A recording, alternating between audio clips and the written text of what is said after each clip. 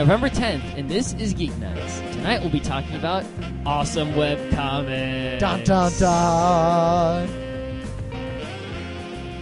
Let's do this. Let's do this. Okay. So, I get on the train to go home today, right? Yeah. And there's always these two guys. I sometimes pass them, and they have like a little tiny wooden chess portable thingy. And they kind of put it on their laps, and they sit in the seats facing each other, and they play chess. Is it magnetic? I don't know. It could be. If it is, it's like secretly magnetic.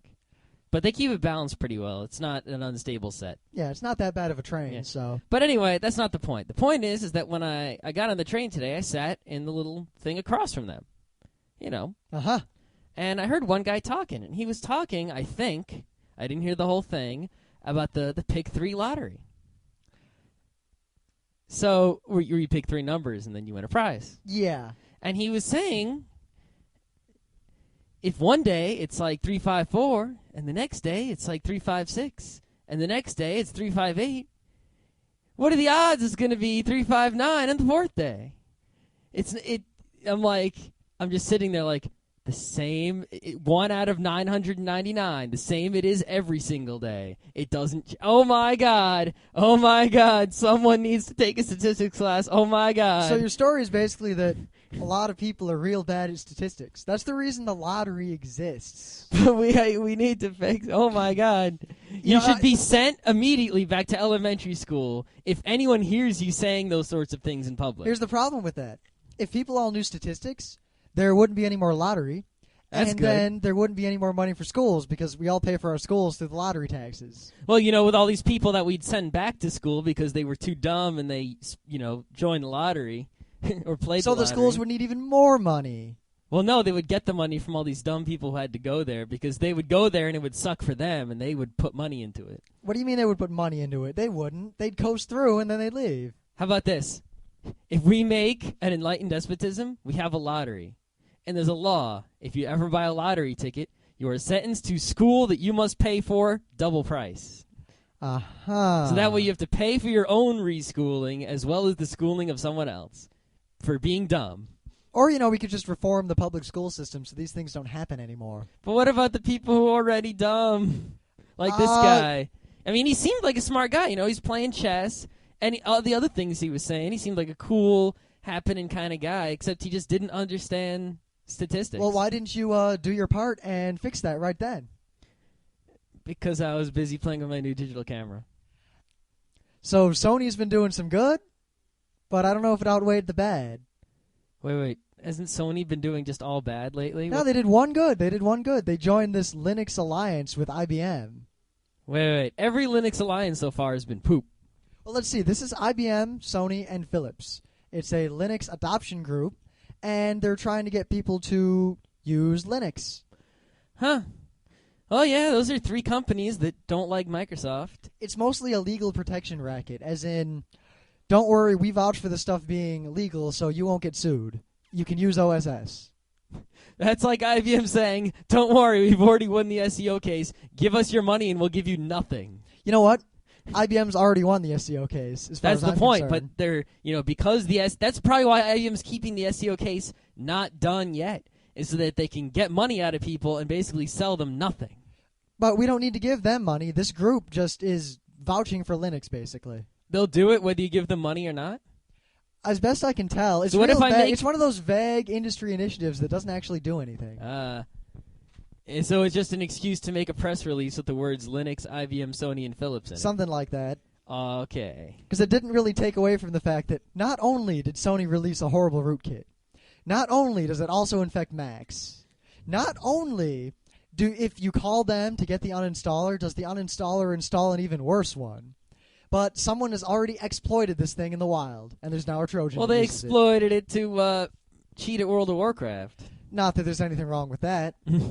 I can't really blame you for avoiding the grind. Yeah. And beating the Chinese gold farmers. Yeah. Wonder how many people are going to be selling some level 60 characters on eBay right now. I heard that the next Diablo is going to be an MMO. Wait till we see what goes on there. Oh, God. Remember Battle.net? Yeah. Oh, my God. It's actually still Battle.net is what they call all the Blizzard online stuff. I thought it'd be really cool, and I logged on. And it's kind of like Steam of Blizzard. And the guy had every item in the game. and I asked him if I could have some, and he gave me every item in the game. And then I realized that I could just make copies of every item in the game, and I'd never play it again. Yep. But this Trojan, it's kind of cool because it preys on the vanity of idiots. It comes as an email attachment in an email that says, we're some sports magazine or we're some business magazine, and we want to use your picture. So could you please confirm that this is a picture of you? Oh, great. Yeah. They open the attachment, and then bam! Bam! $sys files all over your system.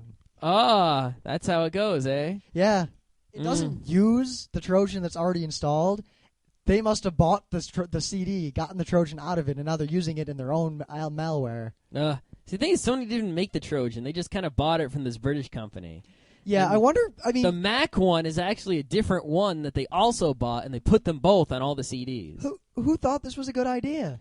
Some company that was making DRM... No, I mean, who in Sony thought it was a good idea to poison the only legitimate paying customers they had? Well, the thing is, they didn't... I don't think they knew. I think they were just saying, hey, let's buy DRM. Let's look at the DRM solutions. And this company came to them and said, our DRM is pretty much unbeatable. And Sony said, okay. Yeah, they probably didn't look at it too hard. And probably, even if they looked at it too hard, you think they know what they're looking at? You think Someone at anyone Sony knows how at to Sony code. that was looking at this is as competent as we are? Someone at Sony has to know how to code. Someone at Sony had to have said, And hey, no, this but is a bad idea. Even so, this thing has been in the wild for like months and months and months, and no one found it until very recently when the Rootkit Revealer guy, the guy who makes Rootkit Revealer, the expert on rootkits, found it randomly. You know why I think that was?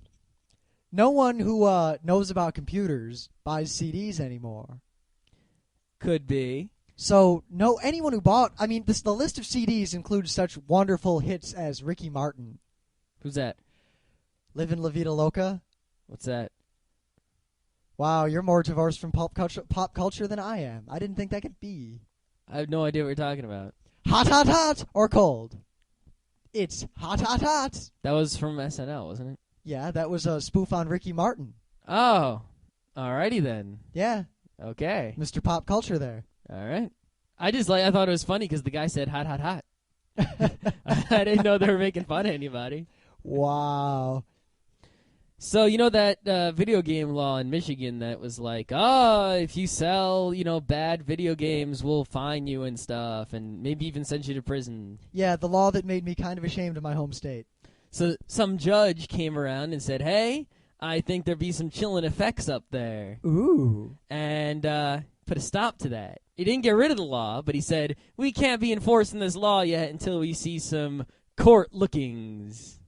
So he basically isn't letting the law get passed until they come up with a way to get rid of the law. Well, it's passed, but he basically said this law can't be enforced, and it's kind of like a hold. Like you put someone on hold on the phone. Huh. I wonder if he's just going to hang up when no one's looking. You know what? I got a theory. Yeah? I think this judge is a gamer. You know, I wouldn't put it that far out. We're getting to the point where the first gamers, I mean the real gamers, the hardcore gamers, are in industries and are doing things other than gaming. Yep. You know, there's going to be a day someday when someone from the Nintendo generation is president of the United States of America. There has to be, because you can only be president for 8 years. And, eventually, someone who was born between, 1980 and 1990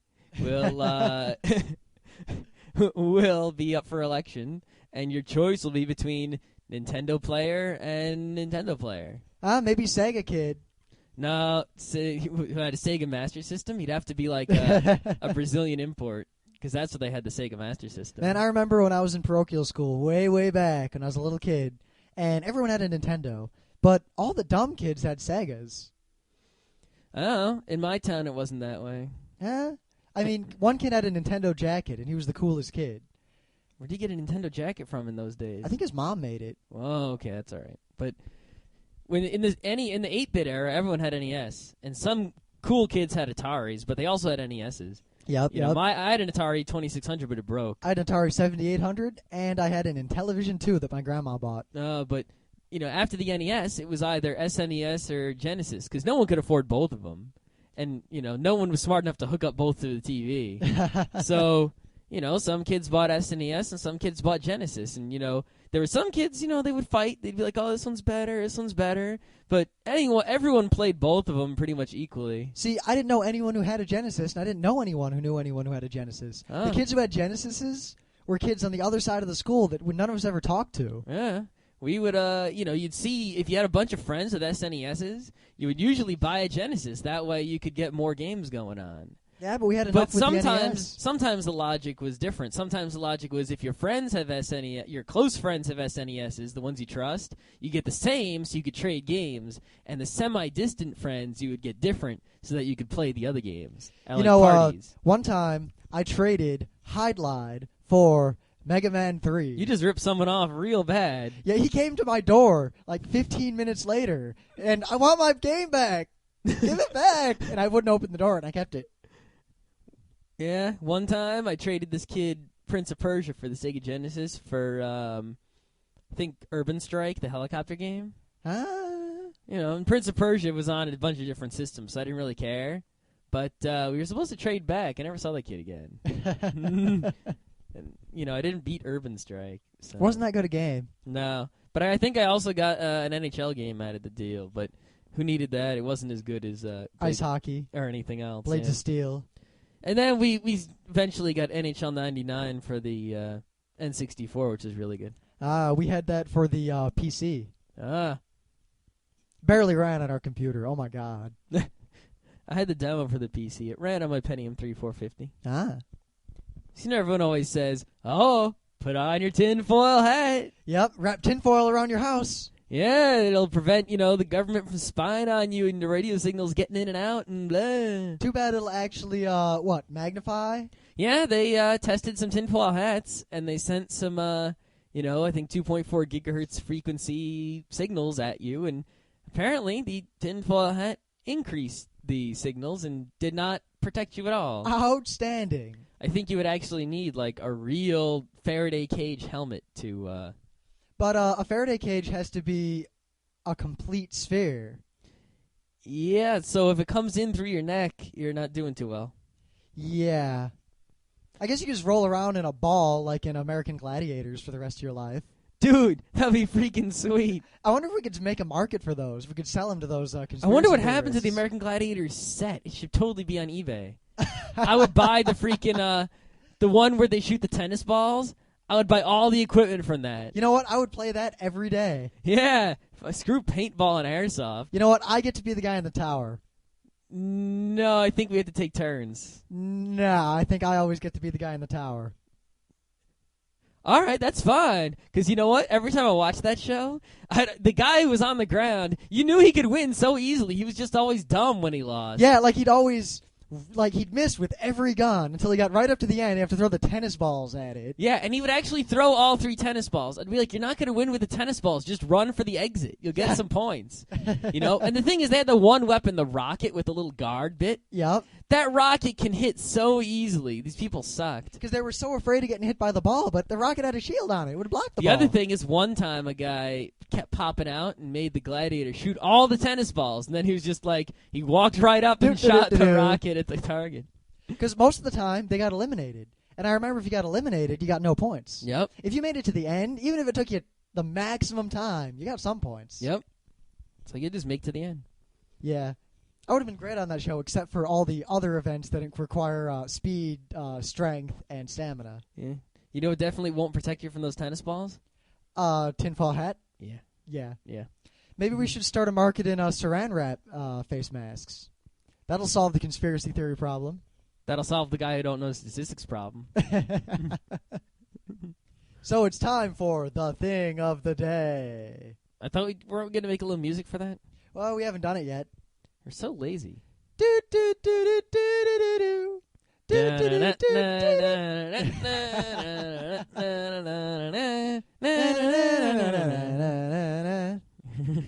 So nah.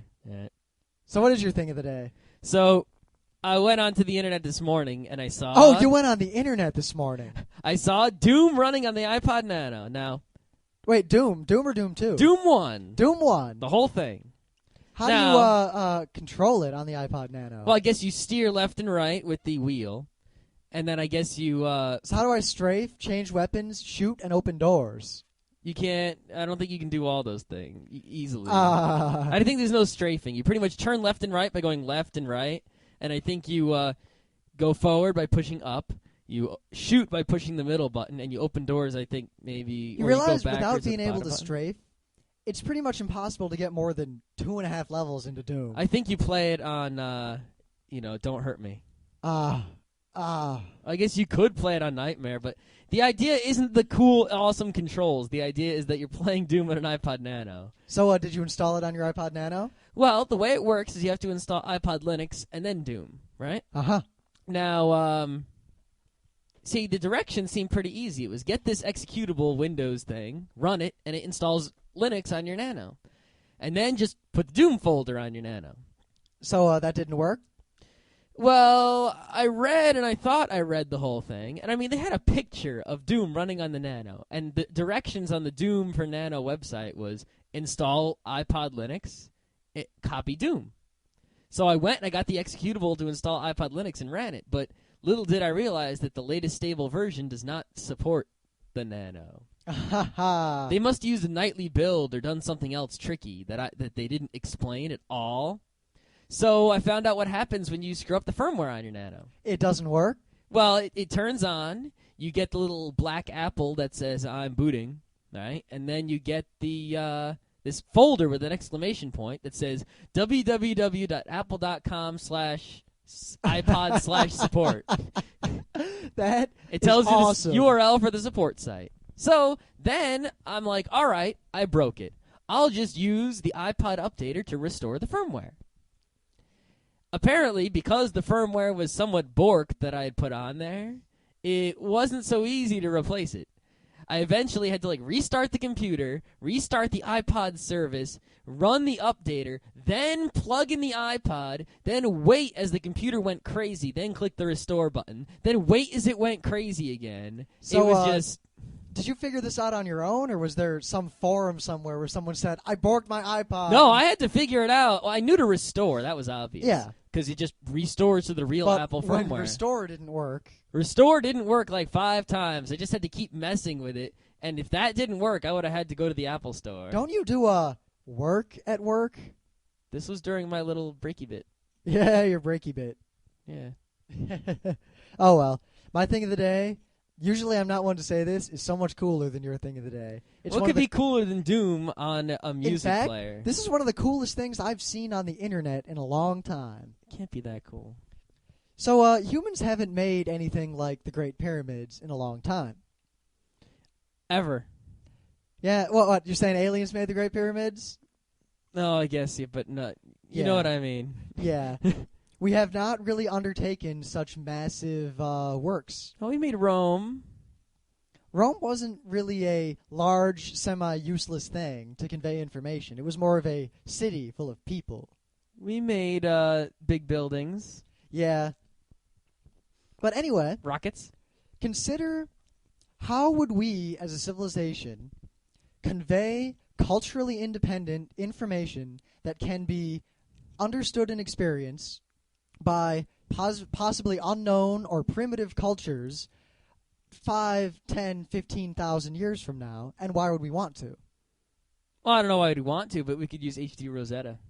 Yeah, but we're talking about technologically primitive, possibly. We could make a box that has some audio recorded and a speaker. And Audio, because they'll speak the same languages 10,000 years from Who now. says that it we has speak to be today. language? It could just be noises. All right, so we have a moo, and then a bark, and then You know some those things you noise. turn it upside down and it goes meh. Yeah, I'm sure that'll convey the gestalt of our civilization. How about, a self-powered video player where, if anyone comes near it, it plays video. Self-powered that'll somehow not be taken apart and sold for scrap sometime during those 10 or 20,000 We'll years. hide it in it with a projector in All right, a all cave. And, So anyway, back to the other point you made of why would we want to? Well, say we start using nuclear power more than we do now, and we start generating a lot of nuclear waste. all right. So we're going to have to start building deep underground storage facilities to contain it. Well, we already determined that would be perfectly safe.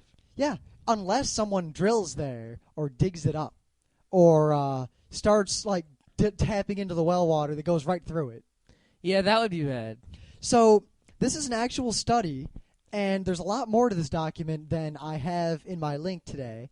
But basically, it's a bunch of scientists and researchers talking about how can you convey universally to intelligent beings that there is something bad here that you don't want to unearth. Like, think about in the movies or in D&D, when there's a demon that some ancient civilization buried somewhere, and they put up, like, the crazy warnings and the spell barriers and all the stuff to keep you out and to warn you that something's bad's here, until the main character of a movie wanders in and accidentally releases it. It's so obvious. You just put some traps, and you put some things that are ominous. No, because traps don't work. Traps tell people, there's something valuable here. I am going to bypass the traps and try to get to it. And traps don't work forever. You put things that are all too enticing. See, actually, the conclusions, I mean, this paper is really interesting, and I can't really get into all the details without making a whole podcast about it. So you're really going to have to follow this link, because it's really neat. But basically, they talk about how you could do this, how you could make this gestalt, this system of information that as a whole will let people know that this is a bad place and you don't want to be here, while at the same time propagating itself and being resistant to people, say, scavenging it for spare parts or masonry or making a monument to it because they think it's something like the pyramids. And it talks about different things like they break up the types of different information you can convey to people into 4 levels. Level 1 is there's something man-made here. Probably the simplest message in the world. What is here is not natural. Mm-hmm. Level 2 is whatever is here is dangerous. It was repulsive to us as a society, and you do not want it. There is no item of value here. This is a non-place. A non-place. A non-place. A place that you should not be. It's not a place. Level 3 should be an explanation in some sort of language, probably whatever language is most common, maybe multiple languages, that would hopefully be translated by people in the future, that explains exactly what it is. This is a horrible nuclear waste burial site. It was built in the year blah, blah, blah. It is this big, whatever. Level 4 information is, here are the schematics and technical diagrams of all the crap we buried under here and exactly how dangerous it is and when we think it won't be dangerous anymore. And to skip a bit, because I could talk about this forever, I read the whole thing and it's really cool, they came up with a lot of ideas on how to convey these messages. And the basic concept is that in addition to having bits of information around, they want the area to be inhabitable and ominous. So these architects came up with ways to have like horrible non-Euclidean looking jagged spikes coming out of the ground made of like basalt. Or horrible Cthulhu looking cities that just make you feel bad. Like something's bad here and I shouldn't be here. These are like things out of movies. See, but that makes people feel bad. How do we know that some aliens won't feel good? Well, like, hey, look, this is obviously the only inhabitable part of this damn planet. Well, actually, they get into that because they show such things as you can't just have a big warning that says, warning, radiation. Because a civilization might be standing there and whip out a Geiger counter and, hey, there's no radiation. That sign's BS. They don't know that the radiation is buried very deep, and then 5,000 years later, they dig down to get something, and horrible radiation comes out. So they tried to come up with universal ideas of this is a dangerous place. Menacing earthworks. Not using like obelisks or pyramids or anything that looks good. They want things to be pretty, but not good looking. They want to convey the message that this is something repulsive. And, yeah, I really shouldn't talk more about it, because other than there's a funny picture of a guy getting radiation on him and then falling over dying, and there's happy trees next to him. Why don't they just put some poison gas there? Like, see, that's one of the things they said is that you can't keep people out because we can guarantee, like the pyramids. The pyramids were designed to keep people out. Then technology improved. People found the pyramids, and they broke themselves in and saw what was up. Just put something that smells bad. That'll last 10,000 years. Yeah.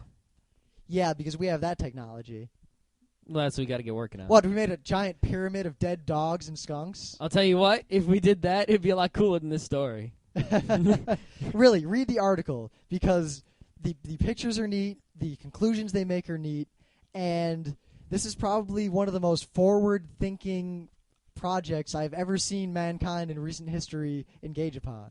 It's neat and it's forward thinking, but I don't think it's that cool. If you read this article, I think you'll think it is. Nah. This is the closest to a real yeah we're ever going to get. But you know what's good about these kind of things is, like, when you run out of stuff to talk about, that's the kind of stuff you could just keep talking about for, like, hours if you're a bunch of nerds. Yeah, like when we debate the various ways magic works in Dungeons & Dragons games. No, it's nothing like that. Yeah, because that's what Pete and Katsu and I were doing not too long ago. Mostly Pete and Katsu. Good job. So, webcomics. Oh, yeah. Read them every day. Yeah, every morning I get up and I read about 12 different webcomics. I read, like, 7 because I have standards too high.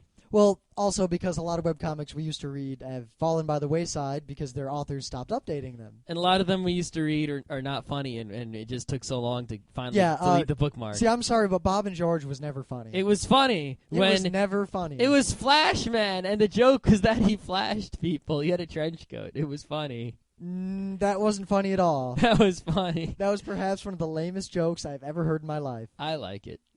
Yeah, that speaks very highly of your character and sense of humor. I like flashing. Flash! Oh, God. So, over time, we've, added and removed a whole lot of webcomics. Yep. One webcomic we read for a long time, and then the author stopped writing it and disappeared.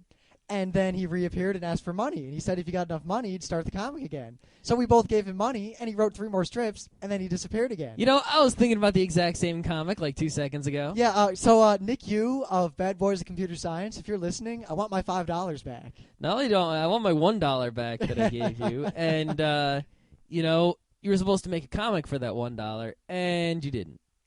So, yeah get working. So probably our favorite webcomic, just hands down, is Penny Arcade. I don't know. VVOCS could have lived up if it would have kept going. Yeah, it could have. Despite its much, much, much less artisticness. But Penny Arcade is, this is undisputed, by and large, by orders of magnitude, or at least one order of magnitude, the most read webcomic in the world. It's the king. It is the #1 webcomic. More people read it than any other webcomic. With good reason. Yeah, and you know what? It's probably one of my favorites. It's my favorite webcomic. Absolutely. I mean, it's very simple. The humor is often very strange or violent or revolving around the use of bad words. Mm-hmm. The thing about Penny Arcade is that it's just the only comic of all the comics, every single one of them is funny. Yep. There isn't one that is unfunny. Some are better than others. Not going to deny that.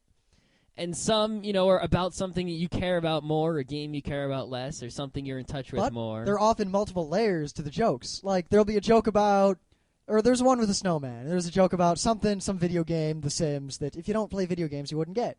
But there was also a very obvious, blatant, look, he put a penis on the snowman joke. It's scary that, we both started reading this, along with all of our friends, right about as we were freshmen in college. You mean when the comic was almost brand new? Yeah. I think it was maybe 6 months to a year old at that point. And I can think back to a Penny Arcade comic, and I can correlate it with a period in my college life. It's hard to match the times up exactly. Like, sometimes you look and you're like, that comic's so recent. Oh, my God, it's 2 years old. Oh, my God. But some are like, they're making fun of Tribes, too. We bought that when it came out. Oh, and I remember playing it, and I remember, It was the best game ever. And that comic is so right. All their comics are so right. One thing about Penny Arcade comics is that it was like a newspaper comic, right? It's like they have like an introduction at the beginning, then there's like a setup, and then there's a punchline. A Penny Arcade comic doesn't have a beginning or an end. It's just the middle, Like, you'll see violence about to happen in the final frame. Or, you'll see constant violence throughout the 3 frames. Yep. And there'll be a joke in each one. So, it'll be joke, joke, joke. But the third one somehow also includes the first 2. So it's instead of say something normal, something funny because of the first 2 things. It's two funny things, and then a third thing that incorporates the first two things. It's like each frame stands on its own as a joke, but the three of them together are greater than the sum of the three. Yeah, and most of the time, you'll see that the thing they say in the third frame, the joke is actually in the non-existent fourth frame.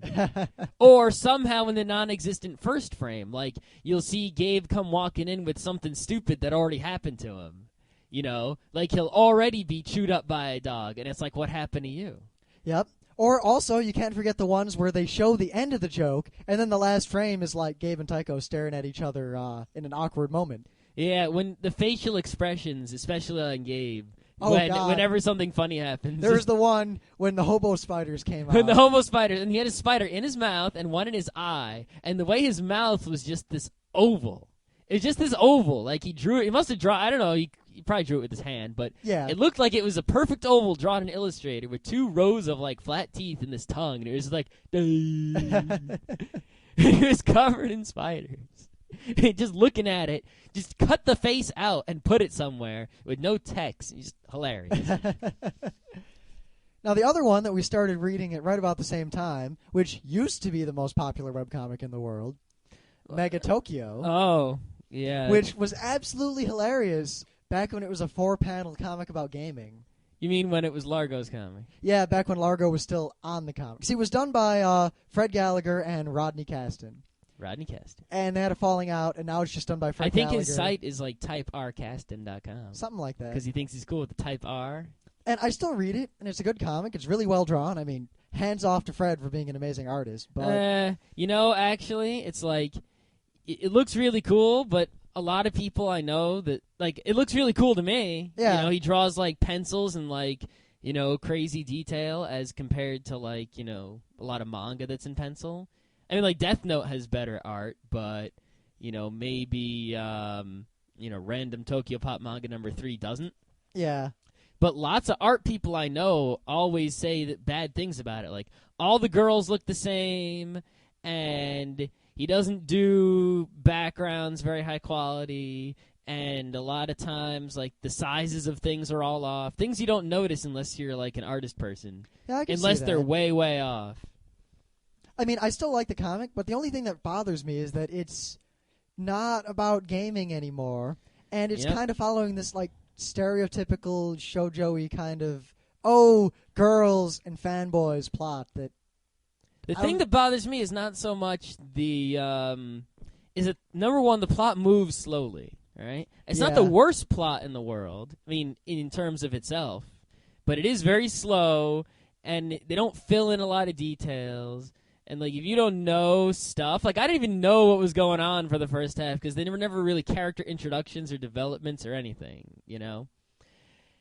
And then the other thing that bothers me is, like, the plot itself is okay, but the message of the plot is, it's okay to be a fanboy, and it's very fanboy. Feel sorry for fanboys. Don't be mean to them. Yeah, it's like, it should be, fanboy, get off your ass and stop being a stupid fanboy. And take a shower. Yeah, take a shower. Or else girls won't go with you. This is, girls should be all, oh, and liking fanboys. And, you know, it's like, oh, just fanboy fan service of the most direct kind. Now, see, I can always hope that he's not going to, like, that's the direction he's going in, but then it'll kind of turn into a, oh, that was wrong. Here's how it should be. There's no chance because he's a fanboy and he makes, you know, he's drawing like his own fantasy world, and it's also the fantasy world of fanboys. Possibly. I mean, I don't know him too well. I talked to him once. Remember, he likes that canon stuff? I mean, come on. It's obvious. Everyone knows it. Well, also the fact that we have a personal grudge with Mega Tokyo because they stole the joke Mosh Mosh Revolution from us. I don't think he actually stole the Not idea. him specifically. This sounds silly, but this really happened. Well, we were talking about this idea of Mosh Mosh Revolution, and some guy who thought he was all cool because he knew Fred, and he also Ken Hashimoto, a.k.a. The Blur. The Blur, according to Largo, who called him The Blur. Overheard us, you know, making this random joke of Mosh Mosh Revolution. And then sure enough, next week, Mosh Mosh Revolution was in Mega Tokyo. Yeah, so I think it's pretty obvious that what happened was we were talking about it, and then Ken heard it and told it to Fred, maybe said it was his own idea or just told it as a joke, or who even knows. Yep. But communicated that idea to him, and then Fred turned it into a comic. Though, even still, you can't deny the Mega Tokyo phenomena. Remember when the first Otakon they went to? The sheer number of people trying to get into that room to get a glimpse of those two guys. Because the number of people, the type of people who are at Otakon are the type of people who read that comic. Imagine if Gabe and Tycho went to Otakon. Yeah, they were gonna once, and they didn't. Yeah. Instead, they went to the Baltimore Comic-Con this year where, like, no one went, and it was all quiet. Yeah, I mean, I guess to Gabe and Tycho, even though you're probably not listening, imagine the Baltimore Comic-Con where that entire convention center is filled to the brim with geeks. I think the Baltimore Comic-Con was in just one room of that convention center. Otakon is the only thing that uses the entire convention center. Every room in both buildings is absolutely full of geeks everywhere. And that's not enough. They're making Baltimore build another convention center next to it to house more Otakon.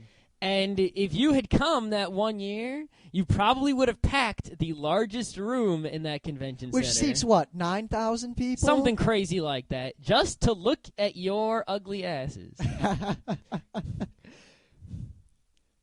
Yeah. Yeah. Of course, to move on, I don't have a segue here, 8-Bit Theater. Oh, my God. 8-Bit Theater, when it started, was really dumb. Like, the first 6 or 7 comics were just this stupid sprite comic where a guy took pictures from Final Fantasy 1 and put speech bubbles on. You know, I was never the biggest fan of Final Fantasy, and, like, when I was a freshman, everyone was like, oh, I read 8-Bit Theater, and I was like, oh, that's crap.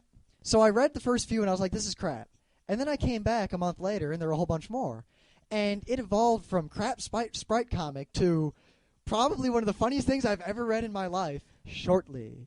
I mean, I came back when, like, Black Mage was cutting up, like, people in town. And it's like, he just, you know, the guy always complains, or at least I've seen writing of his that says, man, I kind of don't like the sprite thing because I'm so limited. But he stretches, he's the only person of all the sprite comics who actually, you know, does things to the sprites to, like, stretch out their artistic possibilities, you know? Like, he throws in, like, pictures in the background, and, you know, he makes things all, like, shiny or, you know, all kinds of crazy stuff. Yeah. You know? The other thing is, I don't know how he did it, but he took these very inanimate sprites and gave each one of them such a unique and obvious personality that it's gotten to the point where if I play Final Fantasy 1, I see Fighter from the comic. I don't see Fighter from Final Fantasy 1. I don't see whatever fantasy I used to come up with when I played that game. I mean, I used to play with the freaking black belt, but I can't do that now. You know? Speaking of black belt, he's in today's comic. Yeah, he is. The other thing, though, I've noticed about 8-Bit Theater is that it used to be where there would be like a zing in the final panel, right? Ever since the vernacular zing comic, there seem to be more zings per comic. I like Zing. It's just he's gotten better and better at coming up with these great, like, one-line hilarious things, and he just loads every comic up with them, and they're still funny, even if they might be repetitive. I hope that lasts. Yep. Plus, I went to UberCon last year, and I actually had the privilege of meeting Brian Clevenger, and he's a cool guy. Yeah. Imagine he's a cool guy.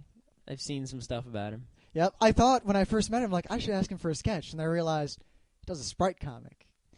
I don't know if he... I don't remember if he had drawing skills or not. I'm pretty sure he was going to get drawing skills and then didn't because he went with the sprite comic and he was lazy.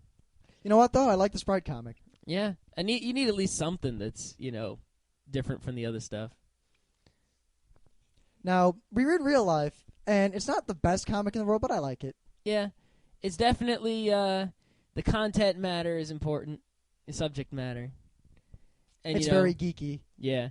And, you know, the guy comes up with just a geek joke, and, you know, but he's a really cool guy, even though I never met him. It's like you read the comic and you know all about this guy. And that's kind of the point. It's like, there's a cool geek somewhere, and now I know all his stuff. Yep. And, his stuff is kind of like my stuff. Oh-ho. It flows a lot like a newspaper comic. A good newspaper comic. Yeah. I don't know what else more I can say about it. I mean, it's just a generally good comic that I read every day. Yeah. Every day it updates. You know what it's not as good as? Huh? Boasis. Oh, God, Boasis. Boasis, if Penny Arcade is the #1 comic, Boasis is the #2 comic with no argument at all. Boasis seems weird because you look at it, it's called Boy on a Stick and Slither. And it's Boasis. a boy on a stick and a little snake. I like how it comes out where it's boa, snake. Get it? Ha ha. I don't think that was intended. Might have been. You don't know. Nah. It's just a very... Half the time, it's very metaphorical and poignant, and half the time, it's just silly. You know, I think even when it's being just silly, it still is trying to say something. It's just trying to say something less important. I got to tell you, though, I would have voted for Frickles Mudcat. Oh, my God, Frickles the Mudcat for president. He gives peace several chances. Several chances. You know, Boasis is just like... Instead of drawing... It's totally different from every other kind. He doesn't draw panels. He doesn't... You know, all he does is he has the stick and the snake standing next to each other saying stuff. And random surreal backgrounds, or sometimes God appears. He's a little God is a cloud with a bottle of beer and a cigarette and a lightning for a hand. And whenever God appears, you know that's a great comic because... I don't know. I'm a fan of the Florida Cracker. I don't like the Florida Cracker. I don't like the Florida Cracker, but I know people like the Florida Cracker. But the Florida Cracker could be more funny if he used him a little differently each time instead of using him this kind of the same way. Yeah. It's like every time the Florida Cracker appears, all he does is say, "Florida Cracker people are stupid." Doesn't actually. Of course, he did the same thing with that hippie character that he kind of hasn't used in a while. You mean Nancy the Tooth? Yeah. Nancy the Tooth is never funny. I don't know. It wasn't That's why Nancy the Tooth doesn't appear anymore. Though. Since we're moving toward the weird comics, we'll move toward probably the weirdest comic. A lesson is learned, but the damage is irreversible. It's not the weirdest comic. I think it's probably the weirdest comic I read. Okay, maybe the weirdest one you read, but it's not the weirdest comic at all. There's plenty of weird freaking comics out there. It's very odd and very interestingly drawn, and I never would have found it except a friend of mine who is actually also a webcomic artist pointed it to us one day. Well, he draws it differently every time. Yeah. The thing. Like every comic, it updates randomly as far as I can tell, and every comic is completely different. Yep. It's like sometimes they'll have like this really nice painted art, and then they'll have this kind of splotchy kind of thing going on that looks like it was like, you know, I don't know the word for it. Sometimes they'll have like very few colors. Sometimes it'll be crazy colors all over the place. Sometimes it'll be panels. Sometimes it's just like this kind of like swooshy kind of shape going on. And sometimes it's funny. Sometimes it's very metaphorical. Sometimes it's nothing. Sometimes the comic will just go, and then it ends, and you're just left hanging with the sense of, why did I read that? Nothing happened. Yeah. But it was still very pretty, and you still feel good about reading it. Some of them I just didn't really feel anything. I was like, what was that? I don't know. Yeah, I like it, though. Yeah. It's not something that I check. But if there's a new one, it's worth the 10 seconds it takes to read the page. Yeah. Of course, there's always the Perry Bible Fellowship, which has is nothing to do with Bibles. Hilarious. Imagine The Far Side, only a little bit darker in terms of what it's about. And like 3 or 4 panels. Yeah. But it's still always good. Everyone's different, and it also updates randomly, but... I think it updates semi-weekly, I think was the rule. I have I'm not no sure. idea. His site has very little text and a lot of The site's very badly designed as a site. The comics make it worth suffering. It's very creative, though. It seems like he knew what he was doing HTML-wise. He just made it weird on purpose. I think he's just more of an artist and not a web guy. You know what? That's excusable because his comic is great. I'm definitely great. Weeaboo? Weeaboo. I mean, his comic made, like, you know, the 100 coolest internet things ever list. Remember? That I did a couple podcasts ago. It was my thing of the day. His comic, Weeaboo was on there. Yeah, it is.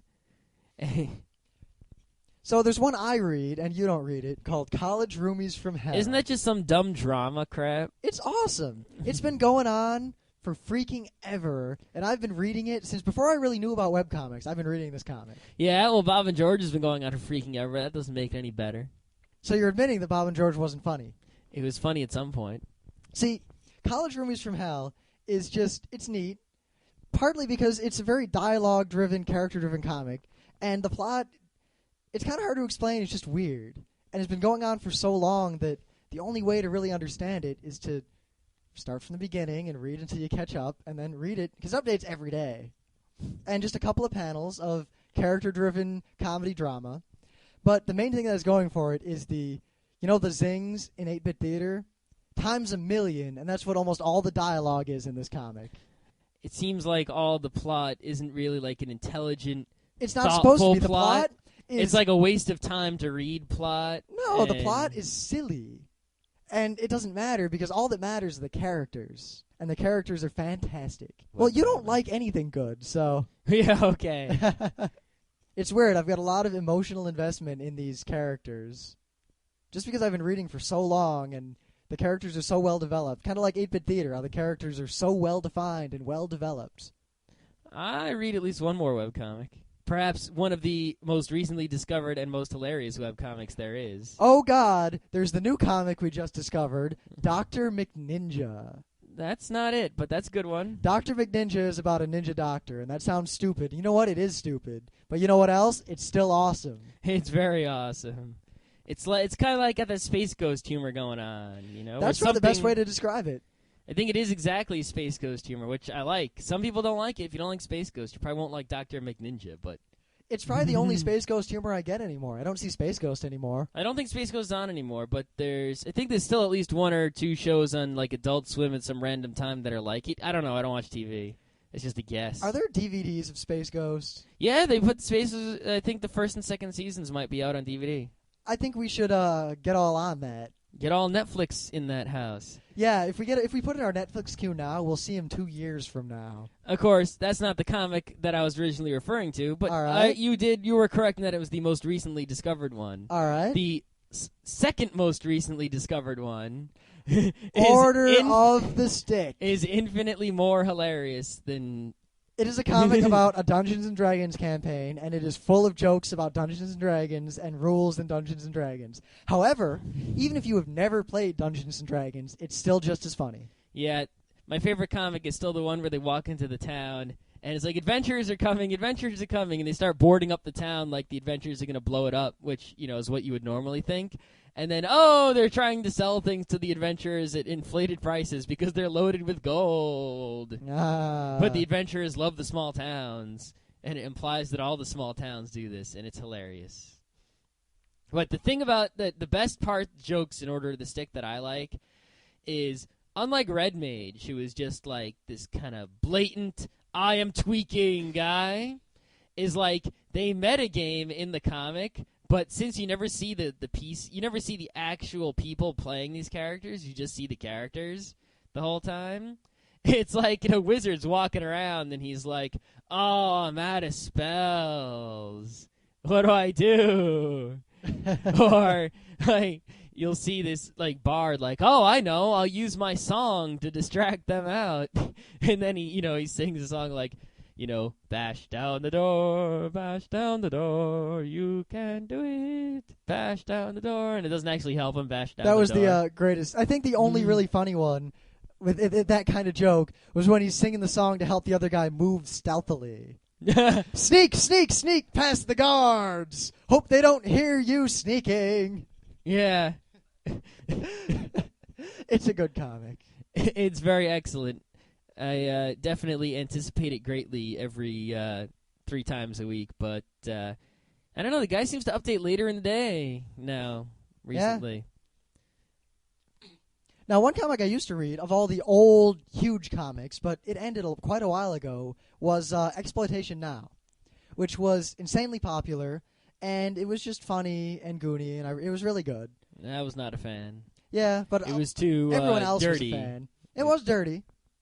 I'm not a fan. It wasn't as dirty as Thin H Line, but it was dirty. I'm not a fan of the dirty comics. But then Michael Poe ended it, and now he's doing a new comic called Errant Story, which is a semi-manga styling fantasy, and it's comedy/drama, and it's not dirty like Exploitation Now was. And you know what? It's just a really good, solid story, and the art is most excellent.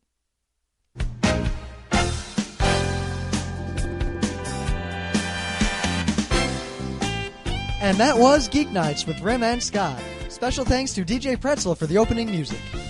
Thanks for listening. Please remember to point your favorite podcatcher at feeds.feedburner.com/geeknights to get the latest episodes as soon as they're released. Also, please visit our website at www.frontrowcrew.com for the latest updates and forum discussion. And whether you love or hate our podcast, we won't know unless you send your feedback to us at geeknights@gmail.com.